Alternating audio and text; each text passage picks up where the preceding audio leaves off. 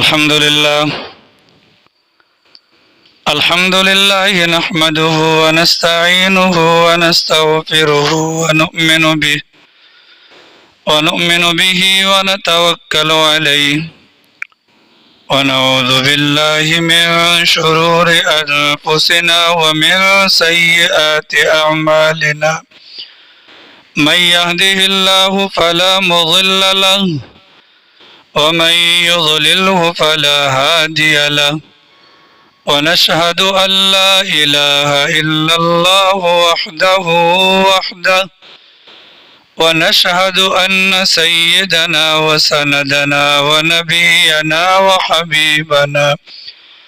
وحبيبنا وشفيعنا وطبيبنا وطبيب قلوبنا ونورنا ونور صدورنا ومولانا محمد أحمد عبده ورسوله أما بعد فأعوذ بالله من الشيطان الرجيم بسم الله الرحمن الرحيم أرأيت الذي يكذب بالدين فذلك الذي يدعو اليتيم ولا يحض على طعام المسكين فويل للمصلين الذين هم عن صلاتهم ساهون الذين هم يراءون ويمنعون الماعون سبحان ربك رب العزة عما يصفون وسلام على المرسلين والحمد لله رب العالمين اللهم صل على سيدنا ومولانا محمد وعلى آل سيدنا ومولانا محمد وبارك وسلم اللهم صل على سيدنا ومولانا محمد وعلى آل سيدنا ومولانا محمد وبارك وسلم اللهم صل على سيدنا ومولانا محمد وعلى آل سيدنا ومولانا محمد وبارك وسلم عزیزان محترم، واجب الاحترام معزز سامعین کرام، بزرگان دین، آج اسلامی چاند کی 3 تاریخ ہے اور مہینہ ذی قعدہ کا ہے اور سن 1443 ہجری ہے۔ عیسوی تاریخ کے اعتبار سے مہینہ جون کا ہے، تاریخ 3 ہے اور سن 2022 ہے۔ اسلامی تاریخ سے اسلامی سال کا یہ 11واں مہینہ بنتا ہے جس کو ذی قعدہ کا نام دیا جاتا ہے۔ اللہ تعالیٰ نے جب سے اس کائنات کو بنایا ہے، اللہ تعالیٰ نے سال کے اندر 12 مہینوں کا انتخاب فرمایا ہے۔ ان 12 مہینوں میں سے 4 مہینے محترم ہیں، منہا 4 حرم، 4 مہینے حرمت والے ہیں، اور 3 مہینے وہ ہیں جو پے در پہ ہیں، لگاتار ہیں، مسلسل ہیں۔ ان میں سے پہلا مہینہ ذی قعدہ کا ہے، دوسرا مہینہ ذی الحج کا ہے، تیسرا مہینہ محرم کا ہے، اور پھر جو چوتھا مہینہ ہے شعبان سے پہلے اور جمادی الثانی کے بعد آنے والا مہینہ رجب کا ہے۔ یہ 4 مہینوں کو اشہر حرم کہا جاتا ہے، اور یہ صرف دین اسلام کے بعد نہیں بلکہ جاہلیت کے زمانے کے اندر بھی ان مہینوں کو حرمت کی نگاہ سے دیکھا جاتا تھا، اور جاہلیت کے زمانے کے اندر بھی ان مہینوں کا احترام کیا جاتا تھا۔ چنانچہ یہ 4 مہینے حرمت والے ہیں، تو مہینے تو سارے کے سارے اللہ رب العالمین کی طرف سے متعین شدہ ہیں، لیکن جب کسی مہینے کے ساتھ، کسی دن کے ساتھ، کسی لمحے کے ساتھ یا کسی مقام کے ساتھ لفظ حرمت لگ جائے، اس کی قدر و قیمت بڑھ جاتی ہے، اور ان مواقع پر، ان مقامات پر، ان لمحات کے اندر جو کیے جانے والے کام میں ہیں ان کا ثواب بڑھ جاتا ہے، اور اللہ نہ کرے اگر کوئی گناہ کیا جائے اس کی شناعت اور اس کی برائی بھی بڑھ جاتی ہے۔ اس بنیاد پر ویسے تو پورے سال کے 360 دنوں کے اندر ہمیں اللہ کی نافرمانی سے، گناہوں سے بچنے کی ضرورت ہے، لیکن اگر اللہ نہ کرے سال بھر کے اندر اس درجے کا اہتمام نہ بھی ہو تو کم از کم جو اشہر حرم والے یا حرمت والے جو مہینے ہیں ان کے اندر ہم اس بات کا اہتمام کریں کہ اللہ کی نافرمانی نہ ہو، اور اس کے اندر ہم اس بات کا اہتمام کریں کہ زیادہ سے زیادہ نیکیاں کما لیں تاکہ نیکیوں کی بنیاد پر اللہ کی یہاں ہمارا مقام بلند ہو جائے۔ خطبے کے اندر آپ حضرات کے سامنے سورۃ الماعون کی تلاوت کی گئی۔ قرآن کریم کی ایک مبارک سورت ہے سورۃ الماعون۔ آج ارادہ ہے انشاءاللہ اسی سورت کے متعلق کچھ باتیں آپ حضرات کے سامنے بیان کرنی ہے، اور بیان کرنے کا مقصد یہ ہے کہ اس مبارک مہینے کے اندر خیر کی طرف ہمارا قدم اٹھ جائے، اور فائدے کی چیز اور خیر کی چیز، ثواب کی چیز، بھلائی کی چیز ہمارے عمل کے اندر، ہمارے عمل کے ذریعے سے زندہ ہو جائے۔ قرآن کریم کی جس مبارک سورت کی تلاوت کی گئی اس کو سمجھنے سے پہلے یہ بات اپنے دماغ میں رکھیں، یہ جو قرآن کریم کا نسخہ کتابی شکل میں ہمارے سامنے موجود ہے، اس قرآن کریم کو کھول کر دیکھیں تو سب سے پہلی سورت سورۃ الفاتحہ ہے، اور سب سے جو آخری سورت ہے وہ سورۃ الناس ہے۔ تو سورہ فاتحہ سے لے کر سورۃ الناس تک 114 سورتوں کا مجموعہ یہ پورے کے پورے قرآن کریم کے اندر شامل ہے۔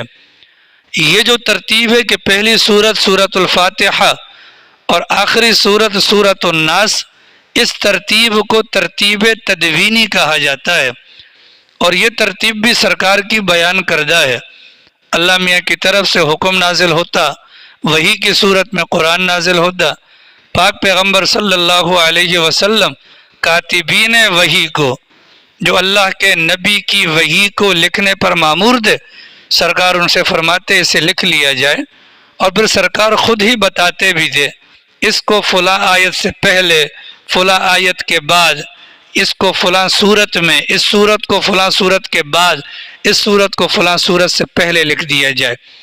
تو سرکار کی تعلیمات کے مطابق ہی قرآن کریم کی یہ ترتیب مرتب کی گئی، جس میں سورۃ الفاتحہ پہلی اور سورۃ الناس آخری سورت قرار پائی۔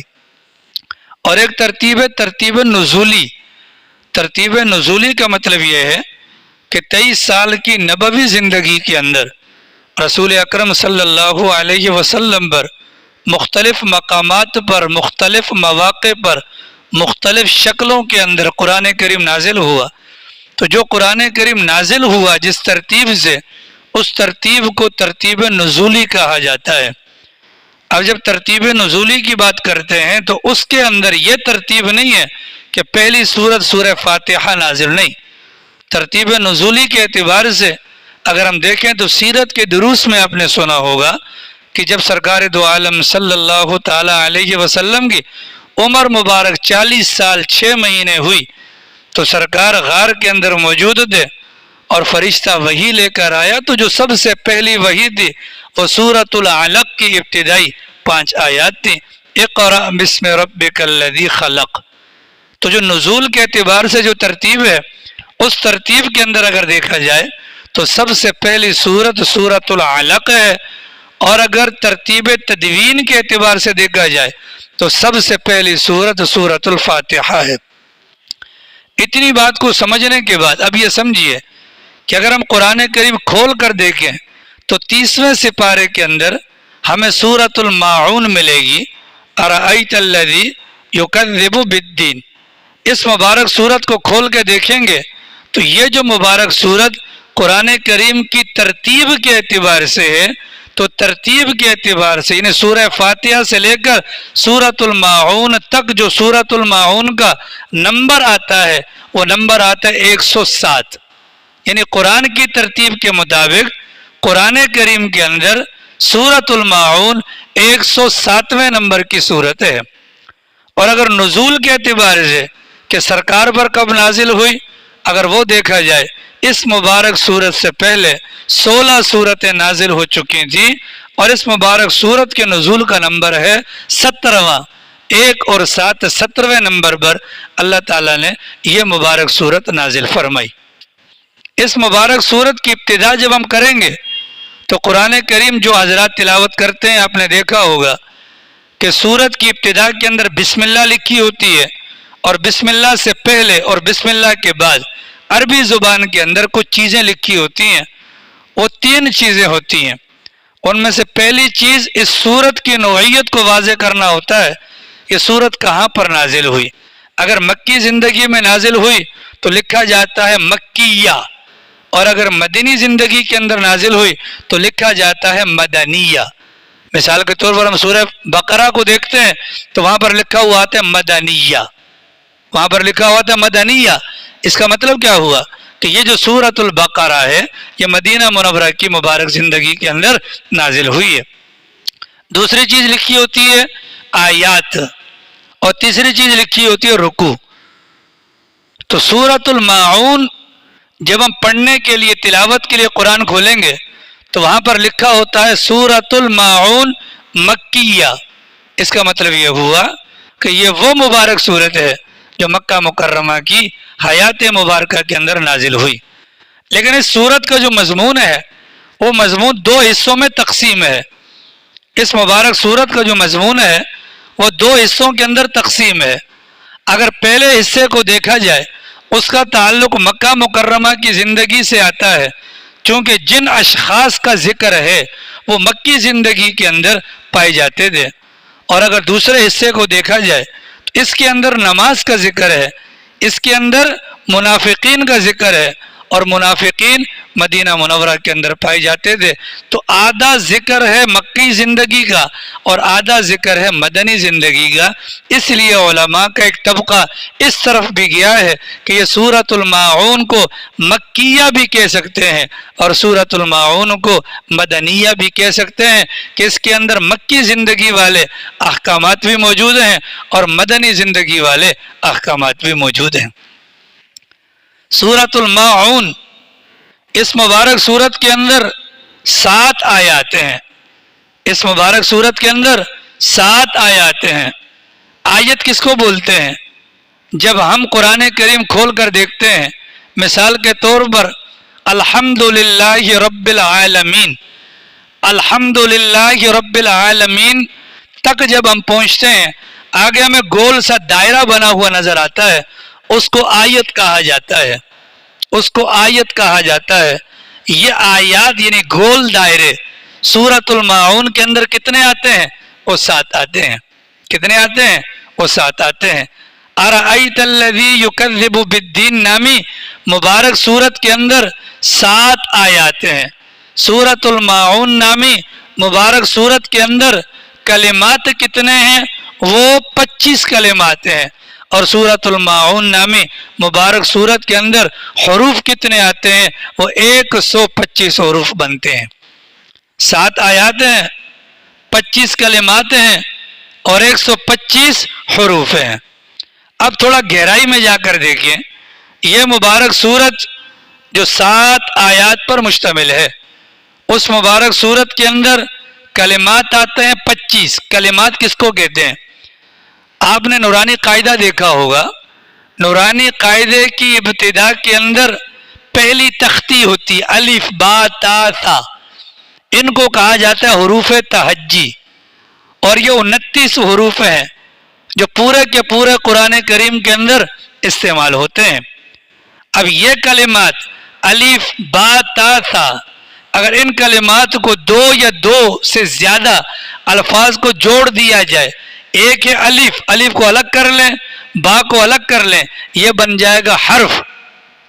اور اگر الف اور با کسی جگہ پر جڑ گئے، 2 یا 2 سے زیادہ کلمات اگر جڑ گئے، اس کو کلمہ کہا جائے گا، اور کلمے کی جگہ کلمے کی جمع یہ کلمات آتی ہے۔ تو سورۃ الماعون کے اندر جو کلمات ہیں، مطلب ایک سے زیادہ حرف جو جڑے ہوئے ہیں، وہ 25 بنتے ہیں، اور جو حروف ہیں وہ 125 بنتے ہیں۔ اتنی بات واضح ہو گئی۔ اگلی بات سمجھیے، الف با تا سا یہ حروف ہیں، اور قرآن کریم کے اندر جو تلاوت کے موقع پر جو حروف ادا کیے جاتے ہیں، یا قرآن کریم کے اندر موجودہ آیات میں جو حروف موجود ہیں، پیارے پیغمبر صلی اللہ علیہ وسلم نے فرمایا من قرأ حرفا من کتاب اللہ، جو کتاب اللہ کا ایک حرف پڑھے گا، فَلَهُ عَشْرُ أَمْثَالِهَا، ایک حرف پر اس کو 10 نیکیاں ملیں گی۔ کتنی ملیں گی؟ 10 نیکیاں ملیں گی۔ اب الف ایک حرف ہے نا، با ایک حرف ہے، تا ایک حرف ہے، ثا ایک حرف ہے، جیم ایک حرف ہے۔ سرکار کے فرمان کے مطابق من قرأ جس نے پڑھا کوئی ایک حرف اللہ کے کلام میں سے، ایک حرف کے بدلے اس بندے کو کتنے نیکیاں؟ 10 نیکیاں ملیں گی۔ پھر آگے سرکار نے مزید وضاحت کی، وضاحت اس انداز سے کی کہ دیکھو اگر تم قرآن کریم کھولو گے تو الف لام میم پر تمہاری نظر پڑے گی۔ الف لام میم پر جب تمہاری نظر پڑے گی تو تمہارا دماغ یہ کہے گا اس الف لام میم کو کہنے پر مجھے فقط 10 نیکیاں ملیں گی۔ غلط ہے۔ سرکار نے فرمایا میں یہ نہیں کہتا کہ الف لام میم یہ ایک حرف ہے، بلکہ الف حرف و لام حرف و میم حرف۔ الف لام میم یہ 3 حروف کا مجموعہ، یہ 3 حروف کا مجموعہ ہے، لہذا الف لام میم کہنے کی صورت میں سرکار کے فرمان کے مطابق الف پر 10، لام پر 10 اور میم پر 10 نیکیاں ملی، تو گویا کہ الف لام میم کہنے پر 30 نیکیاں پڑھنے والے کے نام اعمال کے اندر شامل ہو جاتی ہیں۔ آ رہی سمجھ میں؟ اسی بات کو مزید گہرائی میں چلے جائیں کہ زبان سے جب ہم کہتے ہیں الف، زبان سے ہم کہتے ہیں با، زبان سے ہم کہتے ہیں تا، یہ زبان کی حد تک۔ لیکن اگر تھوڑا ڈیپ میں جائیں، گہرائی میں جائیں، اس الف کو لکھنے کے 2 طریقے ہیں۔ اس الف کو لکھنے کے 2 طریقے ہیں۔ ایک طریقہ الف یہ لکھ دیا آپ نے، با یہ لکھ دیا آپ نے، تا یہ لکھ دیا آپ نے۔ آپ نورانی قاعدہ کھول کر دیکھیں، الف با تا اسی انداز سے لکھا ہوگا۔ لیکن اگر آپ کسی کو سمجھانا چاہیں کہ الف کو کیسے لکھنا ہے مکمل، اگر وہ اس طریقے سے نہ سمجھ پائے تو دوسرا طریقہ کیا ہے؟ آپ اس کو لکھوائیں گے، لکھ کر بتلائیں گے الف الف۔ اب دیکھو یہ الف، یہ لام، یہ فا، گویا کہ یہ 3 حروف ملیں گے تو یہ ایک الف بنے گا۔ اگر ڈیپ میں جا کر الف کو توڑا جائے تو یہ 3 حروف اس کے اندر سے بھی نکل جاتے ہیں۔ اگر اس ترتیب پر دیکھا جائے تو الف کے اندر بھی 3، لام کے اندر بھی 3 اور میم کے اندر بھی 3، تو گویا کہ فقط الف لام میم پڑھنے پر 9 حروف کی تلاوت ہو گئی، اور ایک حرف پر 10 نیکیاں، ٹھیک ہے؟ تو 9 حرف پر 90 نیکیاں ہمارا مقدر بن جائیں گی، ٹھیک ہے؟ اب 125 حروف ہیں کس کے؟ سورۃ الماعون کے حسین بھائی، 125 حروف ہیں۔ 125 کو ضرب دیں 10 سے، یہ کتنے بن گئے؟ 1250۔ کتنے بن گئے؟ 1250۔ اس مبارک سورت کی ابتدا میں لا محالہ ہم بسم اللہ بھی پڑھیں گے، اور بسم اللہ کے اندر حروف بنتے کتنے؟ 19۔ کتنے بنتے ہیں؟ 19 حروف۔ پیغمبر کا فرمان کیا؟ ایک حرف پر 10 نیکیاں، 10 نیکیاں، 190 نیکیاں وہ ہو گئی۔ 1250، 1350 اور 1400 کے لگ بھگ یہ نیکیاں ہمارے نام اعمال کے اندر شامل ہو جائیں گی۔ تو چلیں اس برکت کے حصول کے لیے ایک مرتبہ پڑھ لیتے ہیں۔ پڑھیے بسم اللہ الرحمن الرحیم ارأیت الذی یکذب بالدین فذلک الذی یدع الیتیم ولا یحض علی طعام المسکین فویل للمصلین الذین هم عن صلاتهم ساہون الذین هم یراؤون ویمنعون الماعون۔ اب سرکار کے فرمان کے مطابق اس وقت جو سورۃ الماعون کی تلاوت بسم اللہ کے ساتھ کی گئی تو لگ بھگ 1300 سے 1350 نیکیاں ہمارے نامہ اعمال کے اندر فرشتوں نے جمع کر لی۔ قرآن کریم کی اس مبارک سورت میں 7 آیات اور 125 کلمہ حروف ہونے کی وجہ سے یہ نیکی اللہ نے ہمارا مقدر کر دی۔ قرآن کریم کی تلاوت کے دوران ہمیں سورتوں کے نام دیکھنے کو ملتے ہیں۔ قرآن کھولیں، پہلی سورت سورۃ الفاتحہ نام ہے، سورۃ البقرہ نام ہے، سورۃ آل عمران نام ہے، سورۃ النساء نام ہے، مائدہ نام ہے۔ یہ سورتوں کے نام کیوں بڑھے؟ سورتوں کے نام اکثر اور بیشتر یہ جو کلمات سورتوں کے نام کے طور پر شروع میں لکھے ہوتے ہیں اس مبارک سورت کے اندر ان کلمات کا تذکرہ ہوتا ہے اور وہیں سے اٹھا کر نام رکھا جاتا ہے۔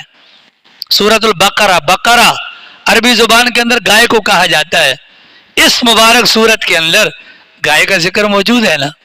وَإِذْ قَالَ مُوسَىٰ لِقَوْمِهِ إِنَّ اللَّهَ يَأْمُرُكُمْ أَن تَذْبَحُوا بَقَرَةً، یہ وہاں پر آیا، بقرہ کا لفظ اٹھایا اور اس مبارک سورت کا نام رکھ لیا۔ آل عمران اذ قالت امرأة عمران ربی، اب وہاں پر آل عمران کا تذکرہ موجود ہے، سورت کا نام وہی رکھ دیا۔ سورۃ النساء عورتوں کے مسائل اس کے اندر مذکور ہیں، وہی نام اٹھا کر اس مبارک سورت کا رکھ لیا۔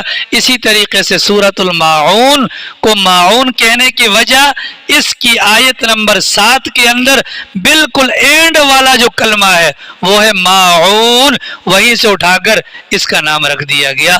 ماعون کا مطلب ہوتا ہے برتنے والی، استعمال کی جانے والی معمولی سی چیز، معاون کا مطلب ہے، اور اسی چیز کو اٹھا کر اس مبارک سورت کا نام رکھ لیا گیا۔ اس سورت کو سورۃ الماعون کہا جاتا ہے۔ اللہ کے فضل سے بحیثیت مسلمان ہونے کے ہم میں سے تقریباً ہر دوسرے بندے کو آخری 10 صورتیں یاد ہوتی ہیں۔ آخری 10 صورتوں کے اندر سورۃ الفیل ہے، سورہ قریش ہے، ماعون ہے، کوثر ہے، کافرون ہے، نصر ہے، لہب ہے، اخلاص ہے، فلق ہے، ناس ہے۔ یہ 10 صورتیں ہیں۔ عام طور پہ بچے کو یاد ہوتی ہے، مکاتب کے اندر یاد کروائی جاتی ہیں، تبلیغی جماعت کے اندر یاد کروائی جاتی ہیں۔ بہت سے لوگ ہیں جو شوقیہ طور پر کم سے کم 10 صورتیں یاد کر لیتے ہیں، اور اگر کسی کو یاد نہیں بھی ہوتی تو عام طور پر مغرب کی نماز کے اندر ائمہ حضرات جن صورتوں کی تلاوت کرتے ہیں وہ آخر کی 10 صورتیں ہیں جو سورۃ الفیل سے لے کر سورہ والناس تک ہوتی ہیں۔ تو مناسب سمجھا، دل میں یہ بات آئی کہ کیا ہی اچھا ہو اگر اس مبارک صورت کا جو نماز میں پڑھی بھی جاتی ہے اور نماز کے موقع پر سنی بھی جاتی ہے، اگر اس کا ترجمہ، اس کی تشریح، اس کے متعلق کچھ باتیں اگر ہمارے دماغ میں آ جائیں، اس مبارک حرمت والے مہینے کے اندر علم میں اضافہ ہو جائے، نیک نیتی کی بنیاد پر اس پر اگر عمل شروع ہو جائے تو اللہ کی ذات سے امید ہے نماز میں پڑھتے ہوئے بھی مزہ آئے گا، انفرادی تلاوت میں بھی مزہ آئے گا، اور سنتے ہوئے بھی مزہ آئے گا۔ اور جب یہ کلمات ہمارے کانوں میں پڑیں گے تو ہمارے دماغ اس کے مفہوم کی طرف جائیں گے اور دھن اور دھیان کی کیفیت ہمارے دل کے اندر پیدا ہوگی۔ آپ نے دیکھا ہوگا حرمین شریفین کے اندر ائمہ تلاوت کرتے ہیں، روتے ہیں، رونے کی وجہ کیا ہے؟ وہ اس سورت کا، ان کلمات کا، ان آیات کا پس منظر ان کے دماغ میں ہوتا ہے، ان کو مطلب کا پتہ ہے، معنی کا پتہ ہے، مفہوم کا پتہ ہے، تو وہ سورہ فاتحہ کے اندر بھی رو رہے ہوتے ہیں۔ اور میں اور آپ مطلب سے، معنی سے، مفہوم سے کوسوں دور ہونے کی وجہ سے ہمیں زندگی بھر کبھی توجہ نہیں ہوتی۔ اس نیت کی بنیاد پر کہ چلو ایک نیک اقدام ہے، ایک اچھا کام ہے، اس کام کی طرف جانے کے لیے اس مبارک صورت کا ترجمہ آپ حضرات کے سامنے اور اس سے متعلق کچھ باتیں انشاءاللہ بیان کی جائیں گی۔ اللہ تعالیٰ سے دعا ہے کہ اللہ تعالیٰ ہم سب کو سمجھنے، عمل کرنے کی نیت سے سننے والا بنائے، انشاءاللہ ہمیں فائدہ ہوگا۔ اس مبارک صورت کی 7 آیات ہیں بھیا۔ کتنی آیات ہیں؟ 7 آیات ہیں۔ ان 7 آیات کا ترجمہ دیکھ لیں. ارأیت الذی یکذب بالدین، رسول اکرم صلی اللہ علیہ وسلم کو براہ راست خطاب ہے اور پیغمبر کے واسطے سے مسلمانوں کو خطاب ہے. ارأیت الذی، بھلا کیا آپ نے دیکھا اس بندے کو، الذی یکذب بالدین، جو جھٹلاتا ہے سزا اور جزا کے دن کو. یہ کون تھا بدبخت؟ اس کے متعلق امت کے بڑوں کی رائے ہے کہ بعض کہتے ہیں کہ ولید ابن ولید تھا، بعض کہتے ہیں کہ ولید ابن مغیرہ تھا، بعض کہتے ہیں کہ عمرو ابن عاص تھا. بہرحال یہ کافر تھے. ان کی طرف اشارہ کیا اللہ نے، اے پیغمبر آپ نے دیکھا، یہ مسلمانوں کی جماعت، آپ نے دیکھا فلاں بندے کو جو روز جزا کو جھٹلاتا ہے. فذلک الذی یدعو الیتیم، یہی ہے وہ جو یتیم کو دھکے دیتا ہے. فذلک الذی یدعو الیتیم، یہی ہے وہ جو یتیم کو دھکے دیتا ہے. ولا یحض علی طعام المسکین، یہی ہے وہ جو مسکین کو کھلانے پر دوسروں کو ترغیب نہیں دیتا. فویل للمصلین، ہلاکت ہے، تباہی ہے، بربادی ہے، افسوس ہے ایسے نمازیوں کے لیے. الذین هم عن صلاتهم ساہون، جو نمازوں سے غفلت برتتے ہیں. الذین هم یراؤون، جو نمازیں تو پڑھتے ہیں پر ریاکاری کرتے ہیں، دکھلاوے کے لیے پڑھتے ہیں. وَيَمْنَعُونَ الْمَاعُونَ، اور معمولی برتنے والی چیز کو بھی روک لیتے ہیں، مطلب منع کر دیتے ہیں. اس مبارک سورت کی ان 7 آیات کا ترجمہ آپ حضرات کے سامنے آ گیا. اب ذرا تفصیل کے اندر جائیں. ان 7 آیات میں سے آیت نمبر 1 ارأیت الذی یکذب بالدین، اس کے اندر عقیدے کا بیان ہے. آگے فذلک الذی یدعو الیتیم ولا یحض علی طعام المسکین، یہ الگ چیز ہے لیکن اعمال ہیں. ان دونوں باتوں کا تعلق بھی بظاہر مکی زندگی سے نظر آتا ہے. فویل للمصلین الذین هم عن صلاتهم ساہون الذین هم یراؤون ویمنعون الماعون. ان تینوں آیات، چاروں آیات کا جو تذکرہ ہے اس کے مفہوم کے اندر بظاہر مدینہ منورہ کی زندگی نظر آتی ہے، کیونکہ نمازیں منافقین پڑھتے تھے، کافر نہیں پڑھتے تھے. دونوں الگ الگ حکم ہیں. لیکن اعمال کیا کیا ہے؟ یتیم کو دھکے دینا، مسکین کو کھلانے پر دوسروں کو ترغیب نہ دینا، نمازوں میں سستی کرنا، ریاکاری کا مظاہرہ کرنا، اور معمولی چیز دینے سے بھی کترانا یا رک جانا، یہ اعمال ہیں. ان اعمال کا سر انجام دینے والا یا ان اعمال کو سر انجام کون دے گا؟ اللہ نے پہلی آیت کے اندر اس کی طرف اشارہ کر دیا، وہ دے گا جو روز جزا کو نہیں مانتا. ایک ایمان والے کی زندگی، ایک کافر کی زندگی ہے. ایمان والے کی زندگی اور کافر کی زندگی کے اندر فرق کیسے پتہ چلے گا؟ کافر اپنے آپ کو آزاد سمجھے گا اور ایمان والا اپنے آپ کو مقید سمجھے گا. لہذا یہ دونوں جب چلیں گے، ان دونوں کے اٹھتے قدم بتلا دیں گے کہ ان میں ایمان والا کون سا ہے اور اس میں غیر ایمان والا کون سا ہے. ایمان والا قدم اٹھائے گا تو سوچے گا کہ قدم اٹھانے سے پہلے 10 بار سوچ لوں، مجھے کل قیامت والے دن اللہ میاں کے سامنے اس اٹھتے قدم کا جواب دینا ہے. گویا کہ ایمان والا اس دنیا کی زندگی کو مکمل نہیں سمجھ رہا، وہ یہ سمجھتا ہے کہ مرنے کے بعد بھی ایک اور زندگی آنی ہے. گویا کہ ایمان والا روز جزا کا انکار نہیں کرتا. اور کافر قدم اٹھائے گا، وہ آزاد ہے، وہ کیا ہے؟ آزاد ہے. اس کی وہ کہے گا کہ یار جینا مرنا جو بھی ہے وہ سارا کا سارا یہیں کا ہے. لہذا وہ آزاد ہے، بے مہار ہے، بے لگام ہے، جیسے اس کا من چاہے گا وہ کرے گا. وجہ اس کے ذہن کے اندر یہ بات ہے کہ یار جینا ہے تو جینا ہے، مرنا ہے تو مر گئے، کھپ گئے، نسیہ منسیہ ہو جائیں گے، نسیہ منسیہ ہو جائیں گے. اب یہ مسلمانوں کا عقیدہ ہے کہ مرنا ہے اور مرنے کے بعد دوبارہ جینا ہے. یہ بات جب سرکار نے مکہ مکرمہ کے اندر بیان کی تو گستاخ ولید ابن ولید اور ولید ابن مغیرہ اور بڑے بڑے جو کافر تھے، ان میں سے ولید چونکہ بہت بڑا کافر تھا، مالدار تھا، بہت بڑا انسان تھا، بدبخت 13 بیٹے تھے اس کے، ہر مکہ مکرمہ کے محلے میں اس کی دکان تھی. سرکار کو پکڑا، چل محمد چل ہمیں دکھا قبرستان کے اندر کون سا مردہ زندہ ہوا ہے. ہم تو نہیں مانتے. کسی کو زندہ کر کے دکھا, یا ہمارے باپ دادا کی قبریں پڑی ہوئی ہیں, کون زندہ ہوا؟ جو تم کہتے ہو کہ مرنے کے بعد کی زندگی دکھاؤ, وہ زندگی کہاں پر ہے؟ اللہ تعالیٰ نے اس کے باطل نظریے کو بیان کیا, وہ جو سزا اور جزا کے دن کو جھٹلاتا ہے. اس بنیاد پر وہ اس بات پر اتراتا ہے. اب اسی عقیدے کی تھوڑی سی تفصیلات کے اندر اگر ہم جائیں, ہر بندہ سمجھ لے گا کہ واقعتاً آخرت کا عقیدہ بالکل برحق ہے اور آخرت کی زندگی برحق ہے.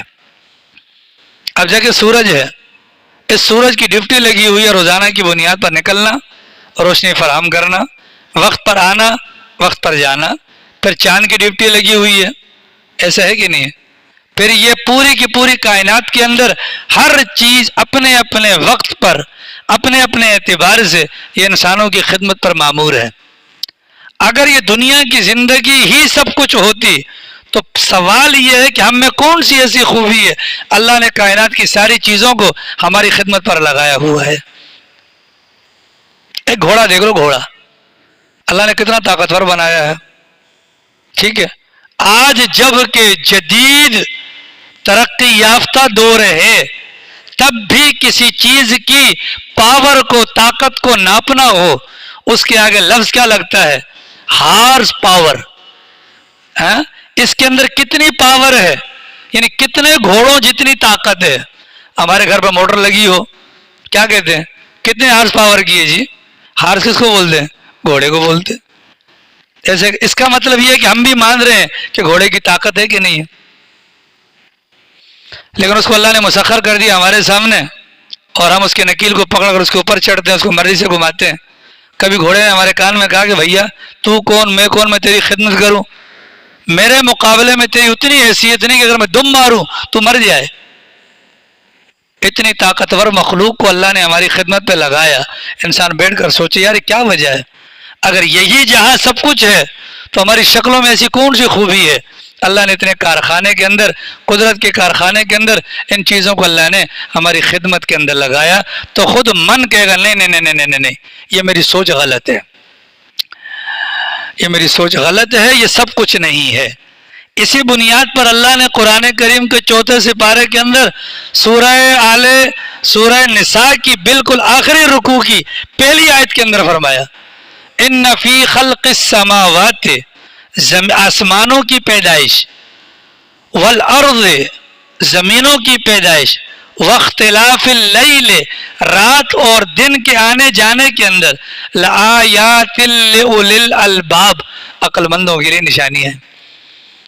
پھر اللہ میں عقل مندوں کی تعریف کی, کون کون ہوتے ہیں؟ الذین یذکرون اللہ قیاما وقعودا وعلی جنوبہم, چلتے ہوئے, بیٹھے ہوئے, لیٹے ہوئے, جو اللہ کو یاد کرتے ہیں. الذین یذکرون اللہ قیاما وقعودا وعلی جنوبہم ویتفکرون فی خلق السماوات والارض, اور غور و فکر کرتے ہیں اس کائنات کے بارے میں. خدایا اگر میں نے مرنا ہی ہے اور مرنے کے بعد مٹی سے مٹی ہو جانا ہے تو پھر کیا وجہ ہے آسمان قائم ہے اور زمین قائم ہے؟ عمران خان, ایک بندہ رات کو عشاء کے بعد کھلے آسمان تلے لیٹا ہوا تھا, اور آسمان پر چاند اور ستارے چمک رہے تھے. ویسے لیٹے لیٹے اس کے دل میں خیال آئے, اللہ اتنا بڑا آسمان اور یہ چاند اور ستارے تو نے بیکار پیدا نہیں کیے ہوں گے, اتنی بات کرنی تھی, اس کا یہی بول کل قیامت والے دن اس کے لیے مغفرت کا سبب بن گیا. تاریخوں میں سرکار جب تہجد کے وقت اٹھتے تھے یہ 3 آیتیں پڑھا کرتے تھے. کون کون سی؟ ان فی خلق السماوات والارض واختلاف اللیل والنہار لآیات لأولی الالباب الذین یذکرون اللہ قیاما وقعودا وعلی جنوبہم ویتفکرون فی خلق السماوات والارض ربنا ما خلقت هذا باطلا سبحانک فقنا عذاب النار. ٹھیک ہے, اور اس کے بعد والی آیت اللہ فرماتے ہیں عقل مند لوگ غور و فکر کرتے ہیں, اور غور و فکر کرنے کے بعد کس نتیجے پر پہنچتے ہیں؟ بے ساختہ ان کی زبان سے نکلتا ہے ربنا ما خلقت هذا باطلا, اللہ یہ سب کچھ تو نے بیکار پیدا نہیں کیا. اب کیا کرنا ہے؟ بیکار پیدا نہیں کیا تو گویا کہ دماغ میں بات آ گئی، کوئی نہ کوئی اس کا مطلب ہے، کوئی نہ کوئی اس کا فائدہ ہے، فوراً وہ بندہ کہتا ہے سبحانک، اے خدایا تیری ذات ہر قسم کے عیب سے پاک، ٹھیک ہے، فقنا عذاب النار، تو ہمیں آگ کے یعنی جہنم کے عذاب سے بچا۔ تو جہنم کا عذاب کہاں پر ہے؟ آخرت میں ہے۔ تو گویا کہ ایمان والا یہ کلمات کہہ کر آخرت کی زندگی کا قائل ہوتا ہے، اور جو غیر مسلم ہوتا ہے، جو ایمان والا نہیں ہوتا، وہ یہ سمجھتا ہے کہ بس پیدا ہو گئے، یہ جہاں ہے، آگے کچھ بھی نہیں ہے، لہذا وہ ہر قسم کی اوچھے ہتکنڈوں پر اتر آتا ہے، اور آزاد خیالی کی بنیاد پر وہ جو اس کے من کے اندر آتا ہے وہ اعمال کرتا رہتا ہے۔ اللہ تعالیٰ نے اس عقیدے کو پہلی آیت کے اندر بیان کیا، ایمان والا سزا اور جزا کے دن پر یقین رکھے گا، غیر ایمان والا سزا اور جزا کے دن کو جھٹلائے گا۔ تو جو جھٹلائے گا وہ آگے والی حرکتیں کرے گا۔ آگے والی حرکتیں کون سی؟ فَذَلِكَ الَّذِي يَدْعُو الْيَتِيمَ، وہ ان میں سے پہلی حرکت کیا ہے؟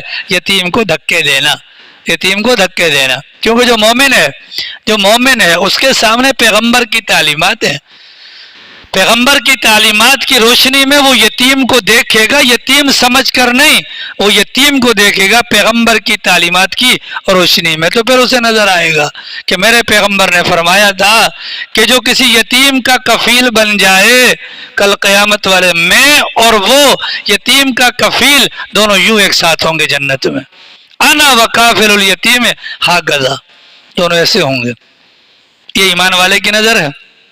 پھر ایمان والا سوچے گا، اس کے سامنے وہ واقعہ آئے گا کہ صحابی رسول صلی اللہ علیہ وسلم نے آ کر سرکار سے عرض کیا، رسول اللہ دل بڑا سخت ہے، تو سرکار نے کیا فرمایا؟ کسی یتیم کے ہاتھ پر سر پھیر لو، آپ اپنے سر پر ہاتھ پھیر لو، سر پر کیا کر لو؟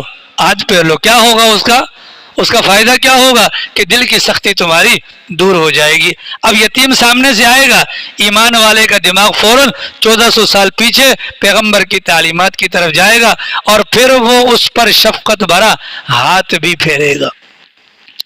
پھر اس کے سامنے پیغمبر کی تعلیم آئے گی کہ یار پیغمبر نے فرمایا تھا سب سے بہترین گھر وہ ہے کہ جس کے اندر کوئی یتیم ہو اور اس کے ساتھ اس نے سلوک کیا جاتا ہو۔ یہ آگے بڑھ کر یتیم کو لے کر اپنے گھر کے اندر آ کر اپنے گھر کو گھروں میں سے بہترین گھر کا ٹائٹل دلوائے گا۔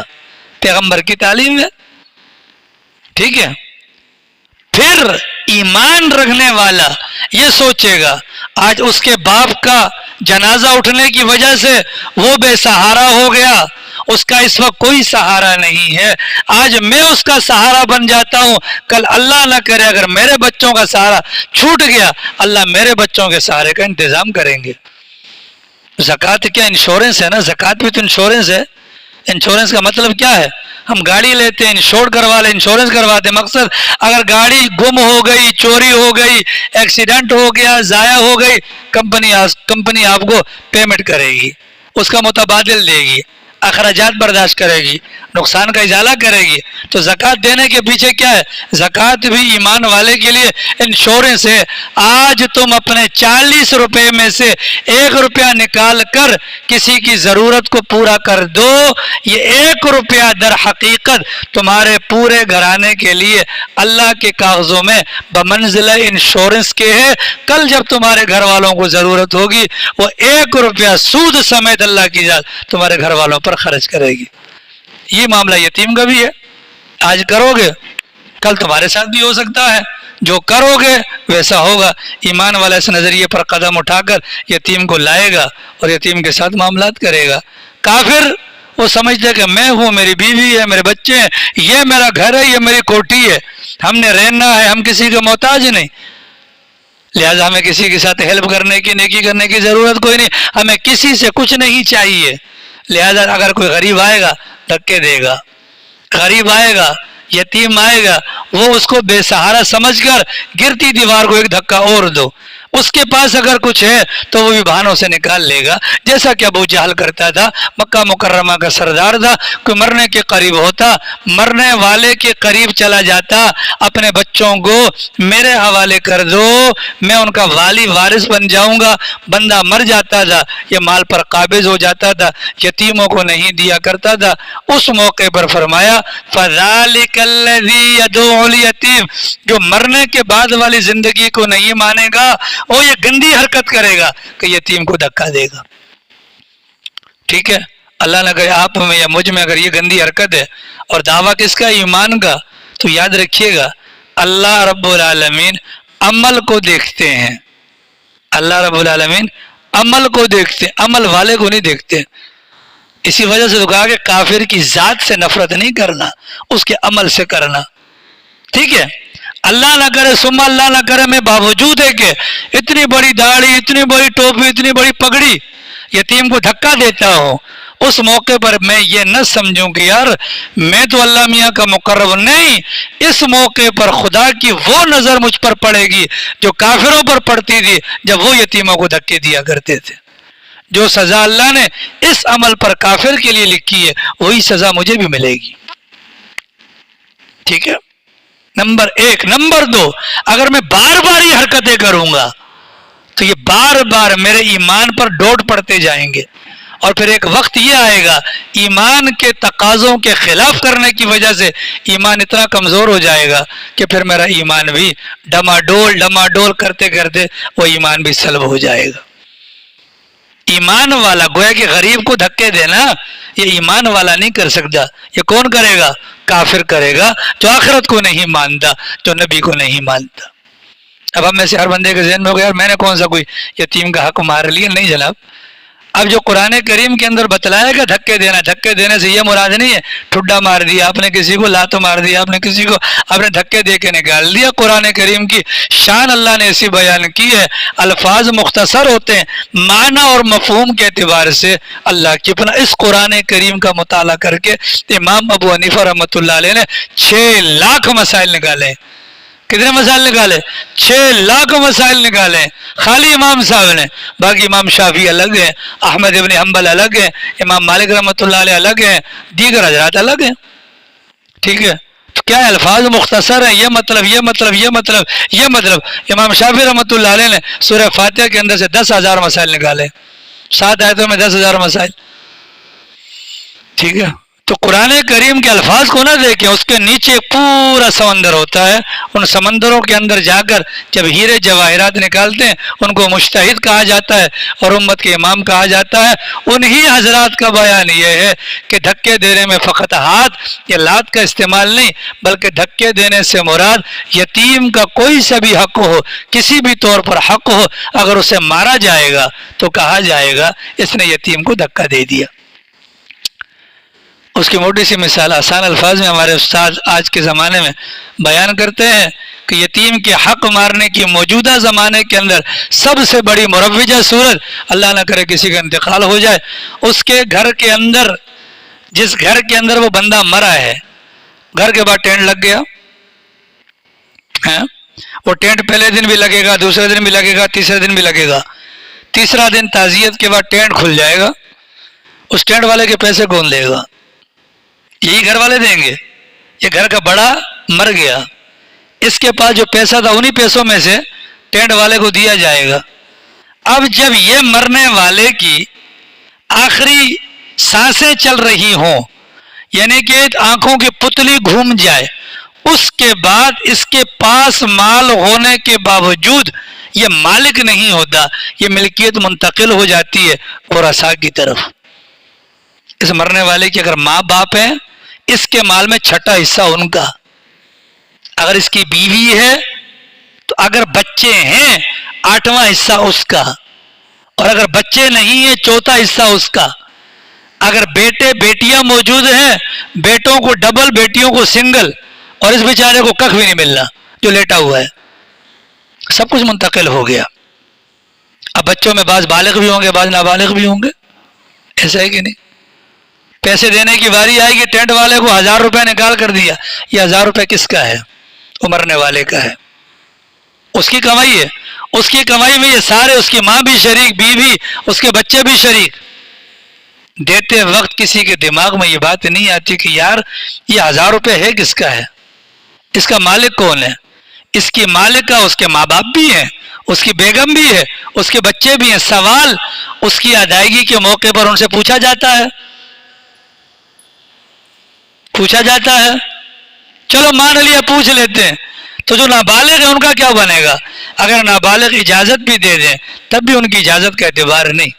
ان کی اجازت کے بغیر دے دیا، یتیم کا حق مار لیا. تیجے کا کھانا، 7ویں کا کھانا، 7 جمعراتیں پوری کرنا، 40ویں کا کھانا، سال کا کھانا، یہ کیا ہے؟ کہاں سے آ رہا ہے؟ مرنے والے مرحوم کی مال وراثت میں سے. حالانکہ شریعت کا حکم کیا ہے؟ پہلی فرصت کے اندر وراثت تقسیم کر دو. اس موقع پر اگر کوئی وراثت کا نام لے لے تو کیا الزام لگا؟ یار خدا کے بندے کیا جلدی ہے، ابھی تو مرحوم کا کفن بھی میلا نہیں ہوا، قبر کی مٹی بھی خشک نہیں ہوئی، ابھی سے اس کے مال کا بٹوارا کرنا چاہتے ہو؟ شریعت کا حکم ہے جی ابھی بٹوارا کر لو، وگرنہ یتیم کا ناحق مال کھانے کا گناہ تمہارے ذمہ آ جائے گا.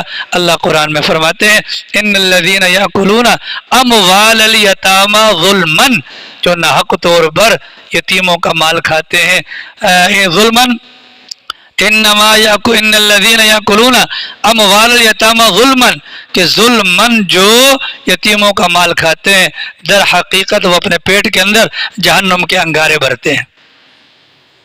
کتنا بڑا گناہ ہے کہ نہیں؟ مولانا تشریف لے کر جا رہے ہیں، مفتی صاحب جا رہے ہیں، امام صاحب جا رہے ہیں، کہاں جی؟ فلانے کے تیجے پر دوپہر کو کھانا بھی ہے، مولانا آپ کھانا بھی ہمارے ساتھ کھائیے گا. مولانا کا جانا بھی حرام، وہاں پر کھانا بھی حرام، ان کا کھلانا بھی حرام. وہ پورا کا پورا گھر ناحق طور پر مال یتیم کو استعمال کرنے کی وجہ سے قصوروار. ان پیسوں کی آئی ہوئی دیگ، اس کے اندر آلو، قیمہ، دال، مرغی کی بوٹیاں، مولانا وہ جہنم کے انگارے ہیں. وہ کیا ہے؟ جہنم کے انگارے ہیں. وہ آگ سے بھری ہوئی دیگ ہے، مزے لے لے کے کھا رہے ہوتے. کیوں بھیا؟ یتیم کا حق آ گیا اس کے اندر. اس کے اندر کیا آ گیا؟ پھر تیسرے کا کھانا، پھر 7ویں کا، یہ وغیرہ وغیرہ جمراتے کرتے. وجہ کیا ہے؟ اس کی خرابی کی بنیاد کیا بنی؟ ایک بات شریعت کی مان لیتے، وراثت کو پہلی فرصت میں تقسیم کرو. اور اگر آپ سمجھانے کے لیے جائیں گے کہ بھیا یہ آپ ٹینٹ کے اندر یہ پیسہ لگا رہے ہو تو کیا کہتے ہیں؟ یار مردے کے لیے لگایا. شریعت نے کہا آدمی مر جائے، وراثت کے اندر سب سے پہلی چیز اس کا قرض ادا کرو، بس. نمبر 2 کفن دفن کا خرچہ اٹھا لو، بس. اب باقی مال سارا ادھر ہے. ٹھیک ہے، اس میں ٹینٹ نہیں ہے، اس میں ڈیکوریشن والے کا خرچہ نہیں ہے. یہ گناہ کیوں ہوا؟ وراثت تقسیم نہ کرنے والا حکم مانا نہیں، وراثت تقسیم کرنے والا حکم مانا نہیں. نتیجہ کیا ہوا؟ یتیم کا ناحق مال کھا کر مسجد کا مولوی اتنے بڑے پیٹ کے ساتھ بھی جا کر حرام انگارے اپنے پیٹ میں ڈالتا ہے. برا مت بنائیے گا، ہم خود اس جرم کے اندر ملوث. نہ جائیں لوگ منہ بناتے ہیں، نہ جائیں تو لوگ منہ بناتے ہیں. یہ بڑا وہابی آئے گا. بھائی وہابی کی بات نہیں ہے، بات کلیئر کٹ ہے. یہ آگ کی دیگ ہے، انگاروں سے بھری ہوئی، ہر لقمہ انگارے اپنے پیٹ کے اندر ڈال رہے ہیں. چنانچہ ہمارے بڑوں نے مسئلہ بیان کیا، اگر کوئی بندہ چھوٹے بچے کو گفٹ دے، اس کے ماں باپ کو اجازت نہیں ہے اس بچے کے علاوہ کسی اور کو اٹھا کر دے، کیونکہ بچہ نابالغ ہے. بچہ کیا ہے؟ جو نابالغ ہے اس کے اولیاء کے لیے شریعت نے ضابطہ مقرر کیا، یہ نابالغ کا مال ہے، بس اس کو سنبھال کے رکھو، سنبھال کے رکھو جب تک یہ بالغ نہ ہو جائے. جب بالغ ہو جائے، سمجھ بوجھ آ جائے، اس کے حوالے کر دو، تب تو تمہاری جان چھوٹے گی. اب یہ گھڑی ہے مثال کے طور پر، کسی بچے کو گفٹ کر دی، ہمارا دماغ کیا کہے گا؟ یار یہ پڑی پڑی تو خراب ہو جائے گی، یہ تو 2 سال کے بعد بالغ ہوگا، چلو میں اس کو پہن لیتا ہوں. یہ پہننا حرام ہو گیا، یہ پہننا حرام ہو گیا. ہم مالک نہیں ہیں، ہم مالک نہیں ہیں. ہمارے گھروں میں بچہ پیدا ہوتا ہے، لوگ آتے ہیں، کپڑے لے کر آ جاتے ہیں، لاتے ہیں کہ نہیں لاتے؟ وہ کپڑے بڑے ہو گئے، وہ کپڑے چھوٹے ہو گئے، کپڑے غلط آ گئے. ہاں آنے والا لاتے کے ساتھ ہی وہ کپڑے کس کو دیتا ہے؟ بچے کے اوپر رکھتا ہے. گویا کہ بچے کے ہے نا، بچہ بول تو نہیں سکتا کہ تھینک یو، تو ماں باپ بھی کہیں گے جزاک اللہ جزاک اللہ. کپڑے کس کے ہیں؟ شراز بچے کے ہیں. اس ماں کے لیے جائز نہیں یہ کپڑے اس بچے کے علاوہ دوسرے بچے کو پہنائے. اس وجہ سے ہمارے بڑوں نے کہا کہ بھئی تھوڑی دین کو سیکھ لو، اور ان چیزوں کو بچانا چاہتے ہو تو بجائے بچے کا نام لینے کے بچے کے والدین کو کہو بھئی یہ آپ کے بچوں کے لیے ہے، آپ کی مرضی آپ جس کسی کو دیں، تاکہ اس کے لیے اس کا استعمال بھی جائز ہو جائے، اور اس کے لیے اس کی جگہ اس کا اور اس کی جگہ اس کو استعمال کروانا جائز ہو جائے. جب ہدیے کا یہ معاملہ ہے تو وراثت کا کیا معاملہ ہوگا؟ ٹھیک ہے. اب میں اور آپ الحمدللہ آخرت پر یقین رکھتے ہیں، لیکن یتیم کے معاملات کے اندر یہاں پر ہم کیا کرتے ہیں؟ ڈنڈی مار جاتے ہیں. نتیجہ کیا ہوتا ہے؟ خون ناحق، قتل ناحق یا آگ کے انگارے اپنے پیٹ کے اندر پال رہے ہوتے ہیں. یہ کام کون کرتا ہے؟ کافر کرتا ہے، غیر مسلم کرتا ہے، جس کو آخرت کا یقین نہیں ہوتا. آپ اور مجھے یقین ہے ہم ان کاموں سے بچنا ہے. یہ آیت کریمہ نازل، صحابہ تو ڈر گئے، یا اللہ یہ کیا ہو گیا، بڑا مسئلہ بن گیا. ظاہر ہے کہ سرکار کا فرمان بہترین گھر وہ جس میں کوئی یتیم ہو، تو صحابہ بہترین گھر کے متلاشی، ہر گھر میں یتیم ہے. لیکن جب یہ آیت آ گئی تو ڈر گئے، یا اللہ تو بڑا مسئلہ ہو گیا، کیا کریں؟ اب صحابہ کرام نے ترتیب قائم کر لی، بھائی یہ یتیم ہے اس کا کھانا الگ پکے گا. بھائی نہ بھائی، اللہ نہ کرے ایک آدھ لقمہ اوپر نیچے ہو گیا ہم تو آگ کے انگارے بھریں گے. اب خود سوچیں 1400 سال پہلے تنگی کا زمانہ، یتیم کے لیے الگ ہانڈیا، گھر کے لیے الگ ہانڈیا، کتنا مشکل کام تھا. صحابہ پریشان ہو گئے، اور سرکار سے جب جا کر اس سرکار کو پتہ چلا، اللہ میاں نے حکم چینج کر دیا. کیا کہ وَإِن تُخَالِطُوهُمْ فَإِخْوَانُكُمْ فِي الدِّينِ. یتیم کے ساتھ کھانا برا نہیں. اگر یتیم کا مال ہے تم اپنے مال کے ساتھ اس کا مال ملاؤ اور کھاؤ. وجہ واللہ یعلم المفسد من المصلح، اللہ جانتے ہیں کون فسادی ہے اور کون اصلاح والا ہے. وَإِن تُخَالِطُوهُمْ فَإِخْوَانُكُمْ فِي الدِّينِ، ملا کر کھاؤ، تمہارے بھائی ہیں، یتیم بھی کوئی اور نہیں ہے. اللہ چاہتے یہ ہے افساد، اللہ چاہتے یہ ہے کہ اصلاح کرنے والے بنو، فساد کرنے والے نہ بنو. اور آگے اگلی بات اللہ نے فرمائی وَلَوْ شَاءَ اللَّهُ لَأَعْنَتَكُمْ، اگر اللہ چاہتے تمہیں مشقت میں ڈال دیتے، مطلب مجال ہے چاول کا ایک دانہ ادھر سے ادھر نہ ہو، پھر کیا ہوتا؟ پھنس جاتے نا. اللہ نے پھنسایا نہیں، اللہ نے بچا دیا. ان باتوں کی پاسداری کون کرے گا؟ وہ کرے گا جو اللہ پر اور یوم آخرت پر ایمان رکھنے والا ہوگا. وَلَا يَحُضُّ عَلَىٰ طَعَامِ الْمِسْكِينِ، تیسرا عمل بتلایا. دوسرا عمل کہ خود تو چلو کسی کے پاس طاقت نہیں ہے، لیکن کم سے کم اتنا تو ہو کہ دوسروں کو ترغیب دے. ہم میں سے کون سا بندہ ایسا ہے کہ جس کے تعلقات نہ ہوں؟ سب کے تعلقات ہیں، مالداروں سے، کھاتے پیتے لوگوں سے تعلقات ہیں.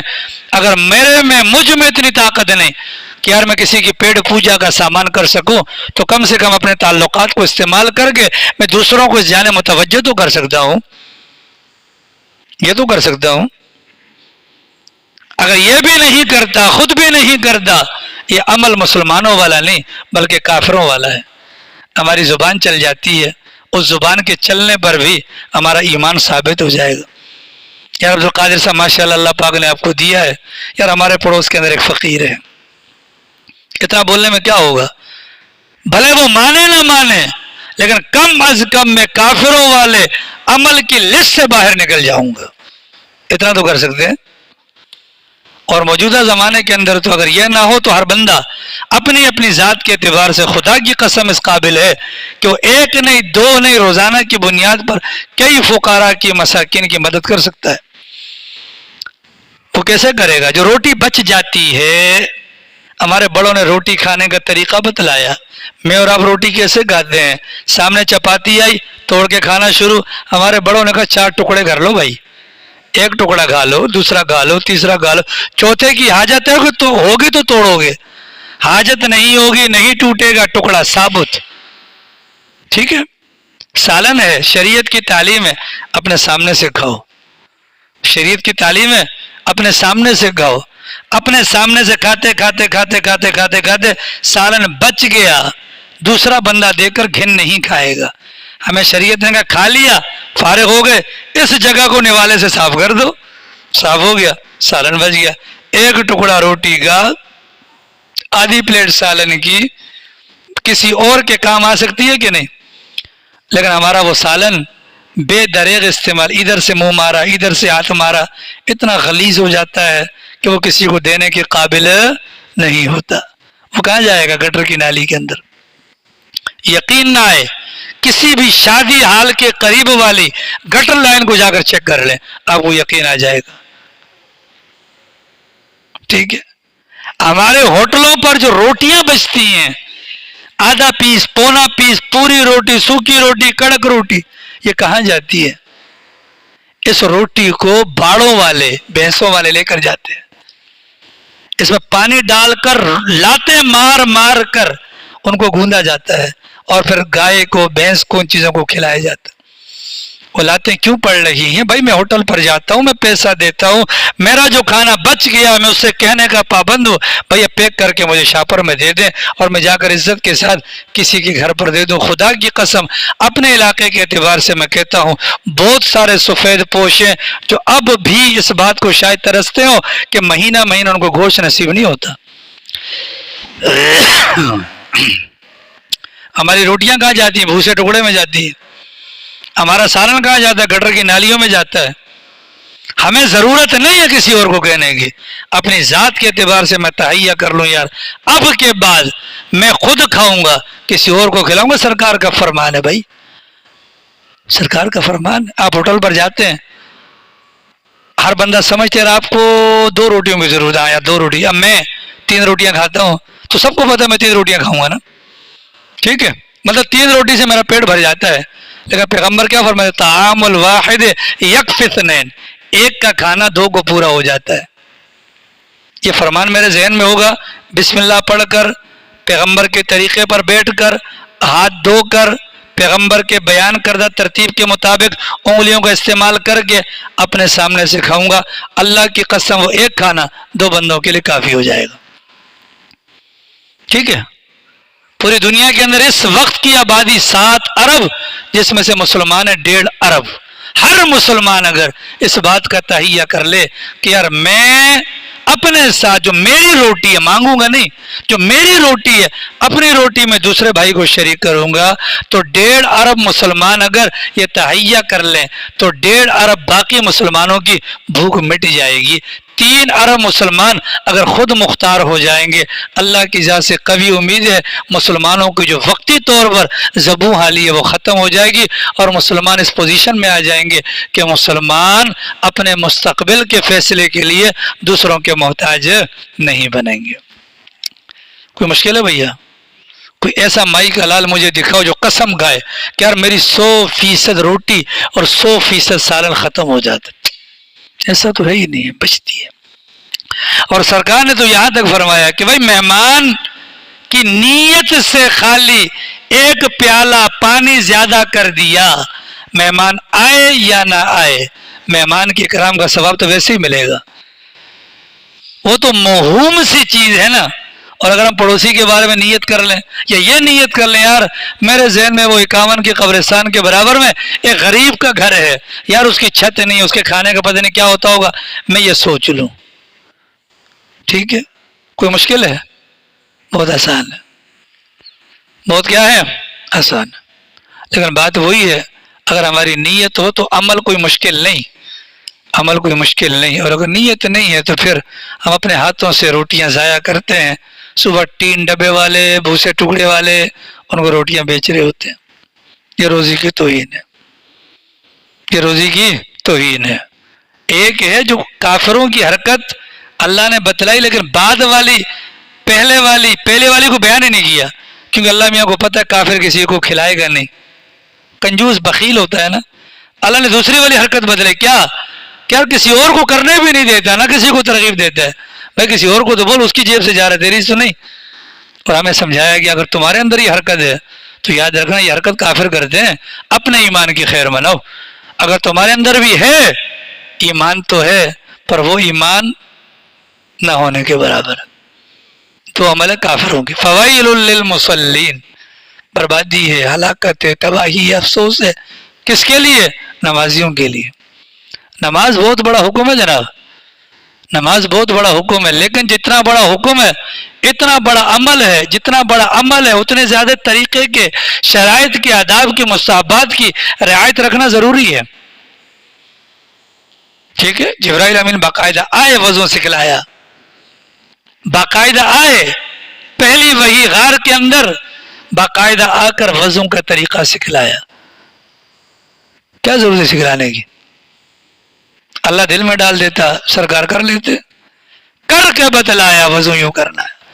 پھر اگلے دن مکہ مکرمہ کے اندر 2 دن باقاعدہ آئے نمازوں کا طریقہ سکھلانے کے لیے. تو جو طریقہ پیغمبر کا، وہ طریقہ جبرائیل کا، جبرائیل کو وہ طریقہ بتایا خدا نے. تو جو کام خدا نے کیا، جو چاہتے ہیں کہ اس طریقے پر ہو، جبرائیل کو بتلایا، جبرائیل نے سرکار کو، سرکار نے صحابہ کو. اگر وہ طریقہ ہوگا تو نماز نماز ہوگی، اور اگر وہ طریقہ نہیں ہوگا تو نماز خالی ٹکر کی حد تک ہوگی، باقی نماز نہیں ہوگی. فویل للمصلین، ہلاکت ہے، تباہی ہے، بربادی ہے. کس کے لیے؟ نمازی. کون سے؟ وہ عن صلاتہم ساہون، جو اپنے نمازوں میں غفلت کا مظاہرہ کرتے ہیں، اپنے نمازوں میں غفلت کا مظاہرہ کرتے ہیں. غفلت کیا ہے بھیا؟ کبھی پڑھ لی، نہیں پڑھی، نہیں پڑھی. فجر چھوڑ دی، ظہر چھوڑ دی، عصر چھوڑ دی، مغرب پڑھ لی. یہ غفلت ہے. غفلت کا مطلب کیا ہے؟ پڑھتے ہیں نماز، آداب، سنن، مستحبات کی رعایت نہیں کرتے. غفلت کیا ہے؟ پڑھتے ہیں نماز، جماعت کا اہتمام نہیں کرتے. حالانکہ یہ تینوں چیزیں وہ ہیں کہ جو سرکار کی تعلیمات کے سراسر خلاف ہیں. سراسر کیا ہے؟ خلاف ہے. پڑھی نہ پڑھی تو سرکار کا حکم دیکھو، ایمان اور کفر کے درمیان فرق کرنے والی چیز نماز ہے. مطلب دیوار قائم کر دی، یہ دیوار ہے نماز والی. جو اس کو گلے لگائے گا وہ سیدھا جنت میں جائے گا، جو اس کو گلے نہیں لگائے گا سیدھا جہنم میں جائے گا. جیسے اب آپ میں سے جو حضرات جماعت وغیرہ میں گئے ہوں تو یہ ہمارا بالاکوٹ ہے، بالاکوٹ سے اوپر شوالان ایک جگہ کا نام ہے. وہ بارڈر لگتا ہے پاکستان اور کشمیر کا. بیچ میں کیا ہے؟ اتنی موٹی ایک پائپ لائن ہے، کافی موٹی. ٹھیک ہے. اس پائپ لائن کے اس طرف انڈیا، اس طرف پاکستان، اور بیچ میں کیا ہے؟ Pipe line. اگر ایک بندہ پائپ لائن پر کھڑا ہوگا اس کو یہ والے بھی مار سکتے ہیں، یہ والے بھی مار سکتے ہیں، شک کا فائدہ اٹھا کر ادھر جائے گا کنفرم انڈین اس کو سیکورٹی دیں گے، ادھر آئے گا کنفرم پاکستانی اس کو سیکورٹی دیں گے. یہ ہے نماز. ٹھیک ہے. سینے سے لگائے گا جنت میں جائے گا، پیٹھ دکھائے گا جہنم میں جائے گا. اس کے اوپر آ کر کھڑا ہوگا تو وہ بندہ منافق کہلائے گا. ٹھیک ہے. بندہ کیا کرے گا؟ اوپر آ کے کھڑا ہونے کا مطلب کیا ہے؟ من میں آیا پڑھ لیا، دل نے کہا پڑھ لیا، کھوتی پھنس گئی پڑھ لیا. اللہ کا حکم سمجھ کر نہیں پڑھیں گے، ضرورت پر سمجھ کر نہیں پڑھیں گے. کیوں پڑھیں گے بھائی؟ کیا کریں، لوگ کیا کہیں گے، کیا کریں، یہ مجبوری ہے، داڑھی رکھی ہوئی ہے جی، ابے کیا کریں، گھر کا ماحول ہے یار، ابے کیا کریں. یہ پڑھنا نہ پڑھنا برابر ہے. یہ غفلت ہے. یہ کیا ہے؟ غفلت. مدینہ منورہ ہے، بڑے بڑے منافق ہیں، سرکار کے پیچھے نماز پڑھتے ہیں. 2 نمازوں کے اندر چھٹی کرتے تھے، ایک فجر اور ایک عشاء. اور ہمارے لیاری کے عزت دار طبقہ حج بھی کیے ہوئے ہیں ماشاءاللہ. ماشاءاللہ آپ ان کو دیکھیں تو آپ کو لگے گا کہ یار حضرت والا کی قدم بوسی کی جائے، لیکن فجر میں اور عشاء میں ان کی نانی مری ہوتی ہے. سرکار نے فرمایا لیس صلاۃ اثقل علی المنافقین من الفجر والعشاء. منافقین پر فجر اور عشاء کی نماز سے زیادہ بھاری نماز کوئی نہیں ہوتی. سرکار نے فرمایا اگر ان کو اس کے ثواب کا پتہ چل جائے تو گھٹنوں کے بل، مطلب پاؤں اگر معذور بھی ہیں، گھٹنوں کے بل چل کر آنا پڑے تو وہ آنے کو تیار ہو، پر فجر اور عشاء کی نماز کو گول نہ کریں. سرکار نے یہ نہیں کہا کہ وہ نہیں پڑھتے، سرکار نے کہا بھاری ہیں. ہاں بھاری کا مطلب کیا ہے؟ بڑی مشکل سے. اور جو بیچارے بالکل نہیں پڑھتے ان کا کیا بنے گا؟ سرکار کے فرمان کے مطابق جس نے ایک نماز جان بوجھ کر چھوڑ دی اس نے کفر کر لیا. جاؤ جی، ایک نماز جان بوجھ کر چھوڑ دی. اور دوسری جگہ فرمایا ایک نماز چھوڑ دی جہنم کے دروازے پر نام لکھ دیا گیا.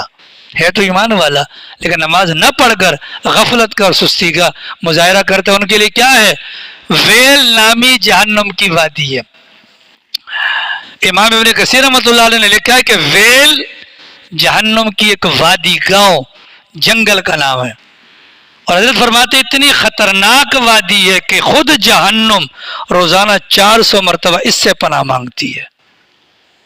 اس کے اندر کون جائے گا؟ اللہ کی پناہ نماز میں سستی کرنے والے، غفلت برتنے والے جائیں گے.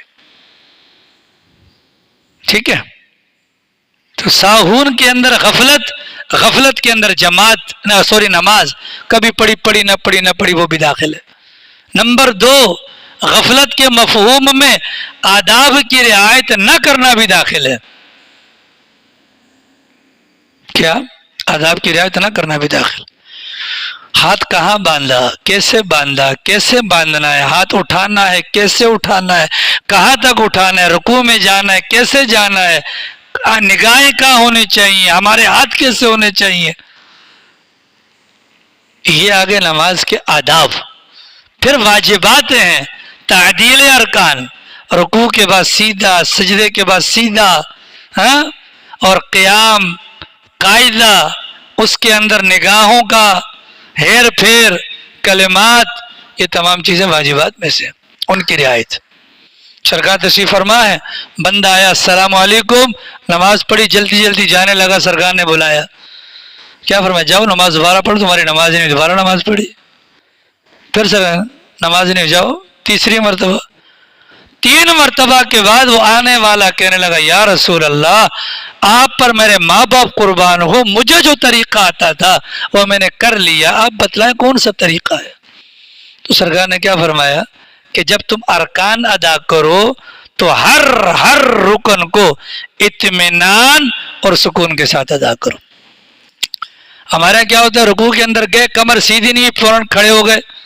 سجدے کے اندر گئے، پورا گئے نہیں، بیٹھے نہیں، پر ٹھونک کوے کسی مار لی. یہ واجب ہے. واجب کا چھوٹنا نماز کو ناقص کر دیتا ہے. نماز نہیں ہوتی. ٹھیک ہے؟ یہ بھی غفلت ہے. یہ بھی کیا ہے؟ غفلت ہے. اور نمبر 3، غفلت کے مفہوم میں جماعت کا چھوڑنا بھی آتا ہے.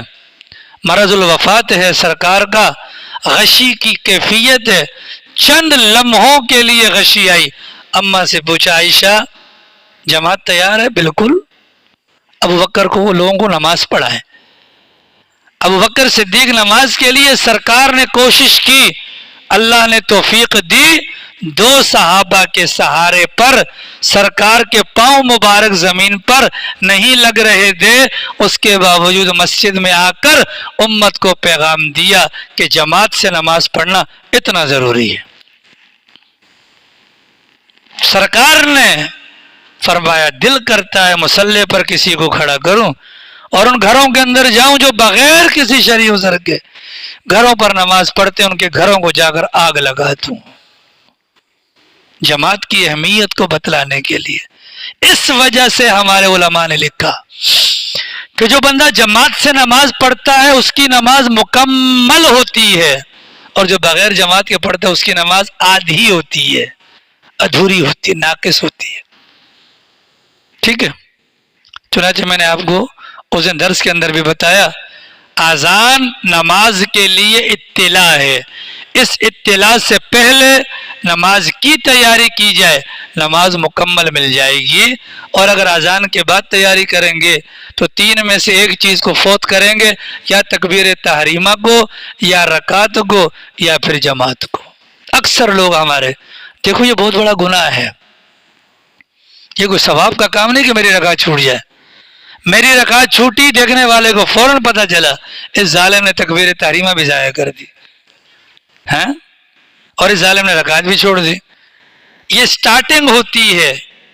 تکبیر تحریمہ کا چھوٹنا، چند عرصے تک، پھر رکعت چھوٹے گی، تھوڑے عرصے پھر جماعت چھوٹے گی، تھوڑے عرصے پھر نماز بے وقت پڑھے گا، قضا کرتے کرتے ایک وقت آئے گا نماز کا انکار کر دے گا۔ شریعت نے جس چیز کو بیان کیا اس کی حقیقت پر غور کریں۔ زنا حرام ہے، زنا کہتے کہ اس کو سلائی سرما دانی کے اندر ہو، یہ زنا ہے۔ لیکن شریعت نے زنا کو حرام کرنے کے لیے کیا کہا؟ زنا کے قریب مت جاؤ، بات ختم ہو جاتی نا۔ لیکن پابندی اللہ نے آنکھوں پہ لگائی ہے، پابندی آنکھوں پہ لگائی۔ وجہ کہ پہلے انسان دیکھے گا، پھر انسان سنے گا، پھر انسان شہوت کو پورا کرنے کے لیے جائے گا۔ پہلے قدم پر روک لو، ٹھیک ہے۔ جماعت کا حکم دیا، پھر تکبیر اولیٰ کے فضائل بتلائے کہ 40 دن خالی کتنی نمازیں بنتی ہیں؟ 40 دن کے اندر 40 دن میں کتنی نمازیں بنتی ہیں؟ 5 چوک 20، 200 نمازیں کتنی بنتی ہیں؟ ہاں 200 نمازیں، خالی 200 نمازیں تکبیر اولیٰ کے ساتھ کہ امام کہے اللہ اکبر تو تم بھی کہو اللہ اکبر، کر لو۔ کیا فائدہ ہوگا؟ کیا فائدہ ہوگا؟ 2 پروانے ملیں گے۔ نمبر 1 جہنم سے برات، ٹھیک ہے۔ جہنم سے برات کا مطلب کہ اب انشاءاللہ تمہیں جہنم میں جانا نہیں پڑے گا، یہ ڈر ہوتا ہے نا۔ نمبر 2 تم منافق ہو کر نہیں مرو گے، مطلب خاتمہ ایمان پر ہوگا کنفرم۔ 40 دن یہ تکبیر اولیٰ کی فضائل بتائے نا، ایسا ہے کہ نہیں ہے؟ پھر جماعت کے متعلق فضائل بتلائے کہ جماعت کے ساتھ نماز 27 درجے بڑھ جاتی ہے۔ کتنے درجے؟ اب اس بات کو گہرائی میں جا کر سوچیں گے، اور 27 درجے کا ویسے تو نہیں کہ اللہ نے سیل لگا دی، کوئی مقصد ہوگا۔ تو جو جماعت سے نہیں پڑھے گا اس کی نماز کیا ہوگی؟ ادھوری ہوگی۔ شامل ہوگا کس میں؟ فویل للمصلین الذین هم عن صلاتهم ساہون الذین هم یراؤون۔ اگلی برائی، دکھلاوے کے لیے نماز پڑھتے ہیں، دکھلاوے کے لیے۔ مطلب میں دیکھتا ہوں کہ یار پیچھے ماشاءاللہ حضرات کھڑے ہیں، میں نماز لمبی کر لوں، رکوع لمبا کر لوں، یہ دکھلاوا ہے۔ ریاکاری کو شرک کی ایک قسم کہا گیا، اور ریاکار آدمی عمل لے کر خدا کے پاس جائے گا، خدا بھی کہے گا جس کے لیے کیا تھا اس سے جا کے ثواب لے، میرے لیے کیا ہوتا تو میں تمہیں ثواب دیتا۔ یہ حرکت بھی ہم مسلمانوں کے اندر ہے۔ بڑے سے ابھی قربانی کا سیزن آ رہا ہے، عبادت ہے نا قربانی، یار 8 لاکھ کا بیل لے کر آؤں گا، پتہ چلے جوان، یہ کیا ہو گیا؟ دکھلاوا ہو گیا۔ اس قربانی کے خون کے قطرے پر گناہ معاف نہیں ہوں گے، کیوں؟ دکھلاوا ہو گیا۔ اگلی مرتبہ دیکھنا تم سے بڑا بیل لے کر آؤں گا، تمہاری آنکھیں کھلی کی کھلی رہ جائیں گی۔ آنکھیں جو کھلی کی کھلی رہ جاتی ہے نا، یہی ریاکاری ہوتی ہے۔ یہ کیا ہوتی ہے؟ جانوروں کو گھمایا جاتا ہے گلی میں، گھمانا برا نہیں ہے۔ گھمانا کیا ہے؟ برا نہیں ہے، محبت کی نگاہ سے آپ گھمائیں نا۔ اب آپ کے گھر پر آپ کا بچہ ہے، اب ایک آپ کی نیت ہے، آپ اس کو اٹھاتے ہیں کندھے پر، یار میرے نبی نے حسن حسین کو اٹھایا تھا، یہ نیت دماغ میں آئی، بچے کا اٹھانا بھی سنت اور ثواب مل گیا۔ اور آپ بچے کو اٹھاتے ہیں اور اٹھا کر ایسے بندے کے گھر کے سامنے سے جا رہے ہیں جن کی اولاد نہیں، ان کو تڑپانا چاہتے ہیں۔ اٹھانا یہاں پر بھی یہ پیچھے کیا ہے؟ نیت ہے۔ اس نیت نے آپ کے عمل کا جنازہ نکال دیا۔ تو گھمانے کا مطلب کیا ہے؟ اگر یہ نیت ہے کہ یار مجھے اللہ نے نعمت دی ہے، میں محبت کروں گا اس کے ساتھ انسیت پیدا کروں، تاکہ جب چھری چلے تو میرے دل کو تکلیف ہو، اس موقع پر اللہ میرے جذبے کی وجہ سے میرے گناہوں کو معاف کرے، بالکل جائز ہے۔ ٹھیک ہے یار، میری نیت میں گھما اس وجہ سے رہا ہوں تاکہ دوسروں کو دیکھ کر شوق پیدا ہو، بالکل جائز ہے۔ لیکن میں اس لیے گھما رہا ہوں کہ تاکہ پتہ چل جائے کہ ہم بھی ماشاءاللہ وہ ہیں، تو یہ کیا ہو جائے گا؟ یہ ریاکاری ہو جائے گی۔ کوئی بھی عبادت ہے ریاکاری نہ ہو۔ وَيَمْنَعُونَ الْمَاعُونَ، اگلی صفت بدلائی، برائی بدلائی، معمولی چیز برتنے والی، اس سے بھی وہ منع کرتے ہیں۔ معمولی چیز دیگچی ہو گئی گھر پر، چمچ ہو گئی، چھری ہو گئی، جھاڑو ہو گیا، وغیرہ وغیرہ، کوئی مانگنے کے لیے آ جائے، یار ہمارے گھر پہ نہیں ہے۔